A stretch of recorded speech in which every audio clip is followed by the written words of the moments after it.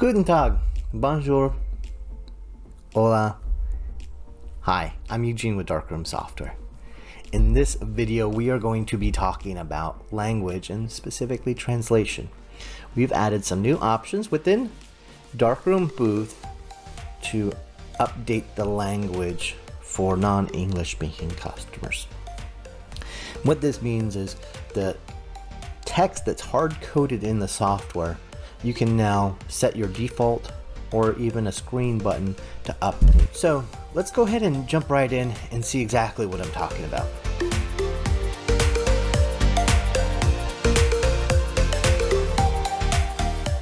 Hi, before we get started, I wanted to go over something I thought might be pretty helpful. And because we're talking about language, I want to talk about closed captioning and language translation within YouTube. So if you are a non-English speaker, I know it can be a little bit difficult to keep up with the video and the dialogue. So in YouTube, you can go, and I've recently started adding closed captioning, so you can enable it. YouTube also has an option for auto captions. So this is the captions that I'm generating. You can auto generate the captions, and you can also auto translate.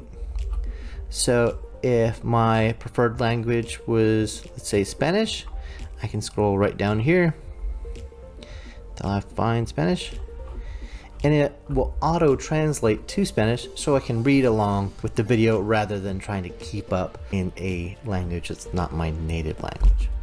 So I thought that'd be helpful. Let's go ahead and get started.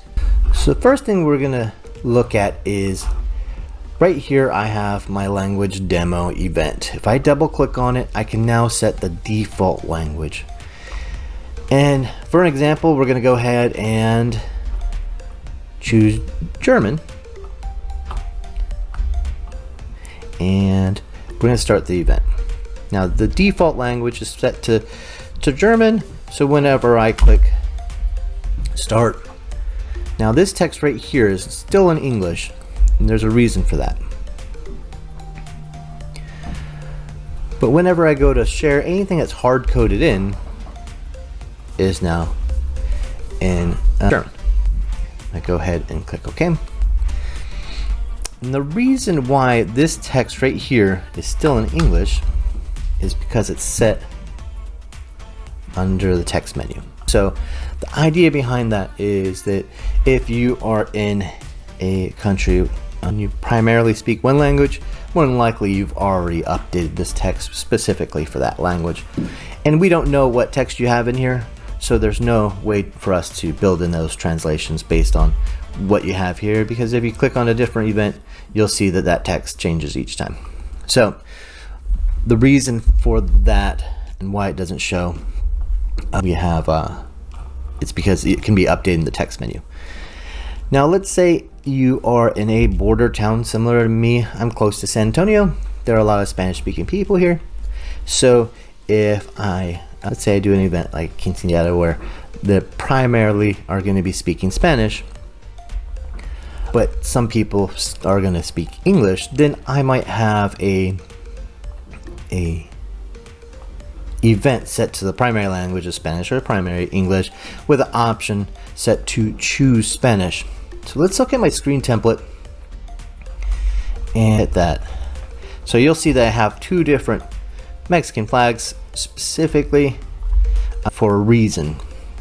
So if I click on this button, it's going to set the language to the Spanish language. So let's look to see where it's getting that information from. If I click on a folder and I go to my X drive and then translate, you can see I have this file right here. Software includes German, English, French, Dutch, and Spanish.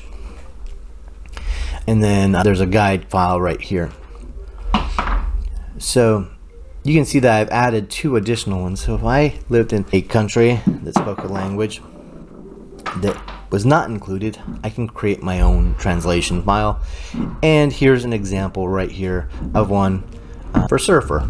So accept is translated to sweet. No is set to no way. Please wait. Hold up, bro. So you can see how that can be changed.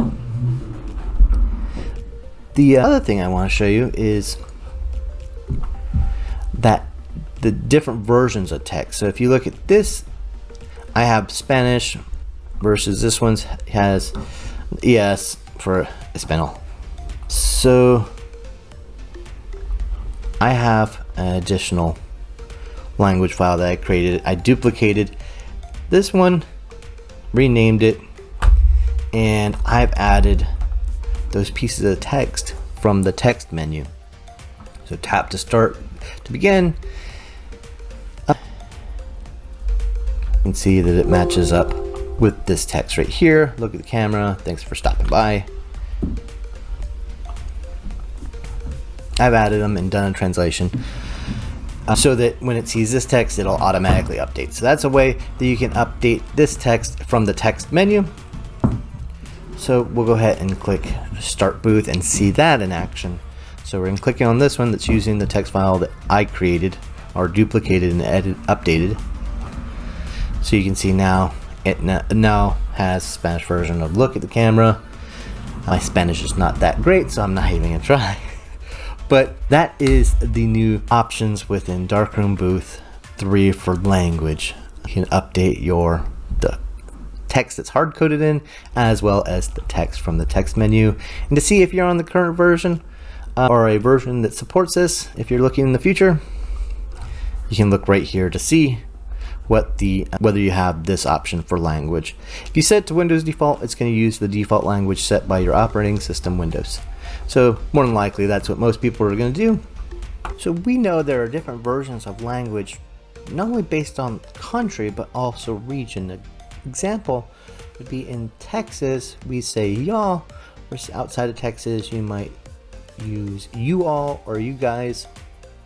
So it's okay to create your own file specific for the way you speak or a group of people that you are catering to, the way they speak. So you would just go to the closest lookup table, duplicate it or open it, and then save it as a new file. These are all read only, so you can't save over, and you really don't want to. They're there as kind of a template and a sample, but you would create your own, save it as a new file, and then you can update it with whatever mannerisms and ways of speaking that you use or you would use regionally. So a little bit of a backstory. My parents were in the US Air Force. I was born in Germany. My mom, her family comes from Mexico, so she's 100% Mexican. I'm 50% born in Germany. I spent some time in Europe, so I've traveled to every one of these countries, along with quite a few others. My stepmom is Thai. She's from Thailand, so I've visited Thailand and traveled around Asia a little bit. So just a little bit of backstory about me.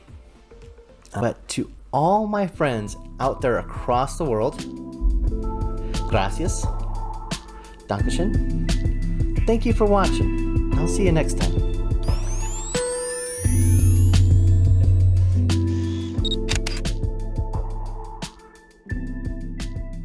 Thanks again for watching. Here are a couple of videos that YouTube thinks that you might enjoy. Be sure to like, subscribe, but more importantly, if there's something you want to learn a little bit more about, comment below this video and I'll do my best to add it as a future video. I'll see you in the next one.